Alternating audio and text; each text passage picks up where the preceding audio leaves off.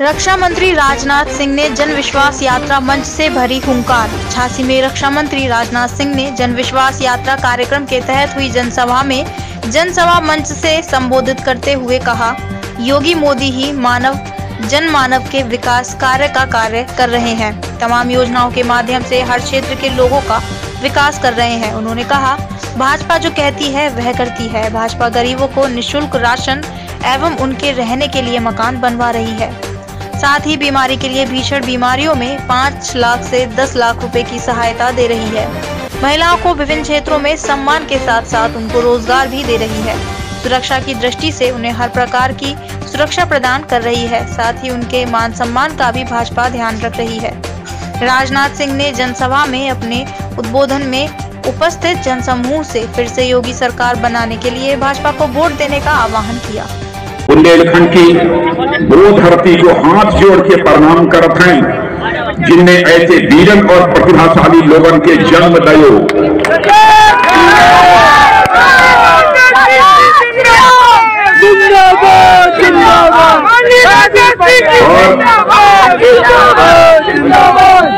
हमारी तरफ से सबके हाथ जोड़ के प्रणाम।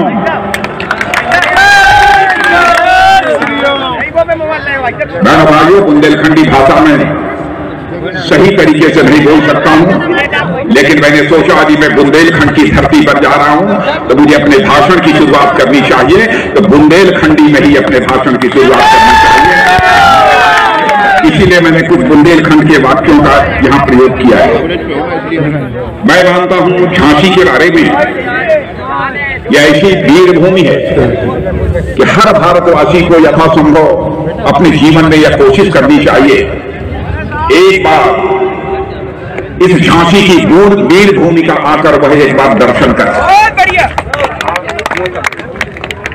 और मैं तो इस मामले में सौभाग्यशाली हूं। पिछले 33 दिनों में 3 बार, तीसरी बार आज मैं यहां पर आया हूं। राष्ट्र रक्षा संकल्प पर्व जब चल रहा था और जिस समय हमारे देश के यशस्वी प्रधानमंत्री मोदी जी आए थे, उस समय भी मैं यहां पर आया था। 2 बार आया था। एक बार उसके पहले उद्घाटन करने के लिए आया था राष्ट्र रक्षा संकल्प पर्व का, और दूसरी बार मोदी जी के साथ आया था, और तीसरी बार पुनः आप सबका दर्शन करने के लिए इस मैदान में आप सब लोगों के सामने में मौजूद। आज हमारी जन विश्वास यात्रा उत्तर प्रदेश के नौकरियां दी गई है और पारदर्शी तरीके से नौकरियां दी गई हैं।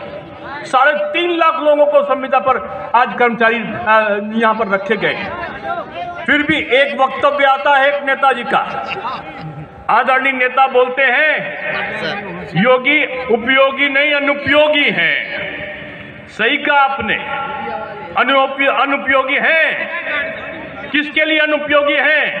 गुंडे और बदमाशों के लिए अनुपयोगी है। योगी जी अनुपयोगी इसलिए है कि उन्होंने कानून का राज स्थापित किया है, इसलिए अनुपयोगी है कि पश्चिमी उत्तर प्रदेश ऐसी जगहों पर चिलम जी भी जाने वाले नहीं हैं। आपने पूरे साधु समाज का अपमान किया है। साधु समाज उत्तर प्रदेश में आपको अब आने वाले समय में आने नहीं देगा। ये चुनौती आपको देने के लिए आई है। मेरे बंधुओं, व्यक्तिगत